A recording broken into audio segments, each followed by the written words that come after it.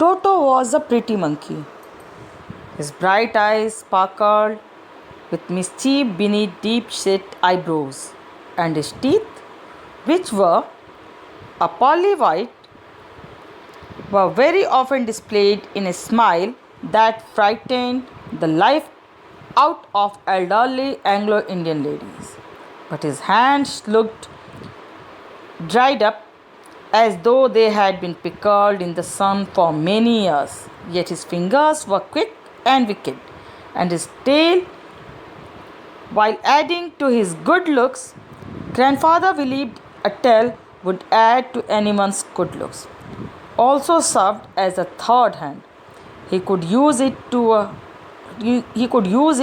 hang from a branch, and it was capable of scooping up any delicacy that might be out of reach of his hands. So, in this paragraph, Toto was described. Toto, the monkey, who had bright eyes sparkling with mischief, pearly white teeth, quick and wicked fingers, and a gracious tail which served as a third hand.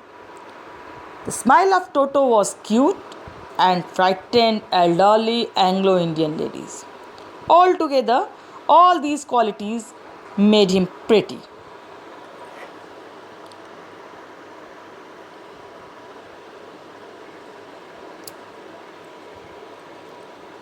Grandmother always fused when grandfather brought home some new bird or animal, so it was decided that Toto's presence should be kept a secret from her until she was in a particularly good mood.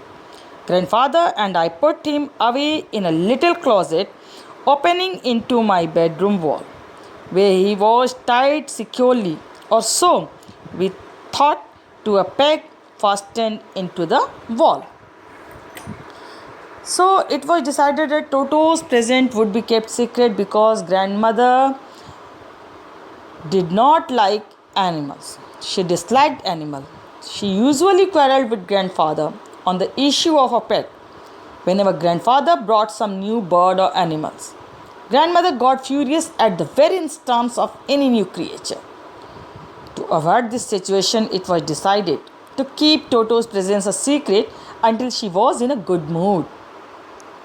So, it was decided that Toto was put in a little closet opening into the narrator's bedroom. They means narrator and grandfather. They tied Toto to a peg cautiously. After some time, he tore up the ornamental papers. A few hours later, when grandfather and I came back to release Toto, we found that the walls, which had been covered with some ornamental paper chosen by grandfather, now stand out as naked brick and plaster. The peg in the wall had been wrenched from its socket, and my school blazer, which had been hanging there, was in shreds. I wondered what grandmother would say. So, after few hours, when grandfather and narrator went there to inspect what Toto was doing or how it was feeling there, they found the situation very different. When they reached there, they found that the Toto tore up the ornamental paper of the walls. Not only this, the peg of the wall was also taken out from its socket, and the school blazer of narrator was also converted into shreds.